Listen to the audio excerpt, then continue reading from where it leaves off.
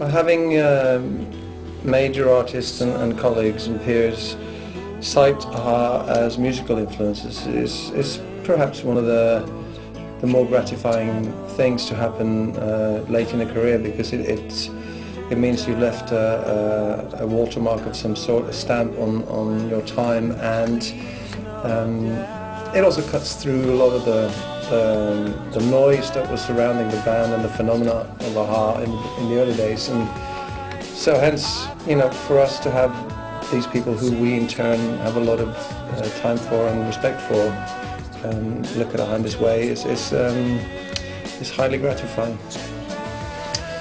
The most memorable show that we did must have been one in Los Angeles in '86, which is the worst concert we've ever done.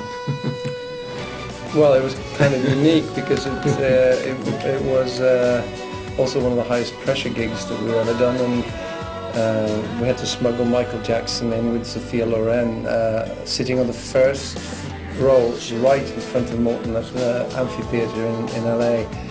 And somehow we almost fell into Michael Jackson's lap. He was sitting there with a surgical mask on, like literally 4 feet away from you. And you and I had this kind of keyboard thing with a lead, this remote control, and somehow we got entangled with microphone leads and this lead. And I stepped backwards. This kind of swaying Tower of Pisa, and you know. And I collapsed over the wedges.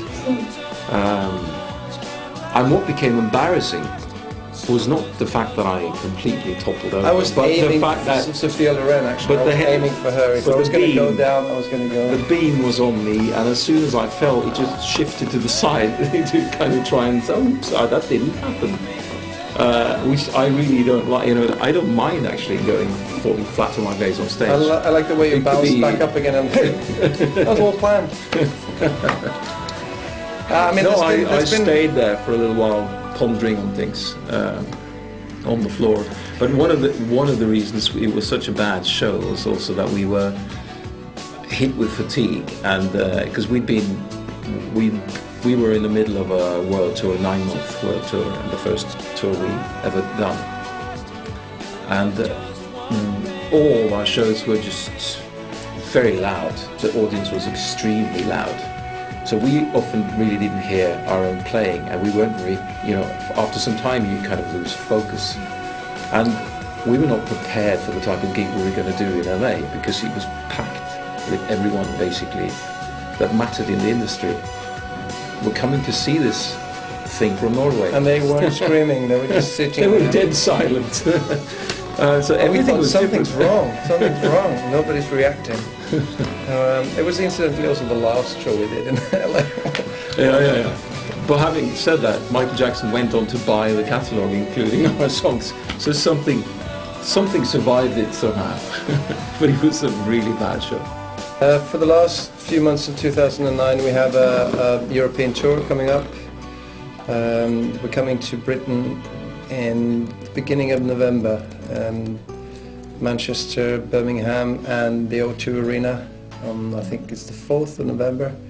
So that's very exciting. Haven't played there yet, so that's another first, something to cross off on the CV. Looking forward to that. 2010 is kind of a special year for us because it marks the 25-year anniversary of the release of our first single. So it's a kind of a time for retrospection and a summing up of everything that we've done, all the years that we've released albums. It's kind of you know, it's not something that we're terribly good at, celebrating ourselves, but we'll give it a go.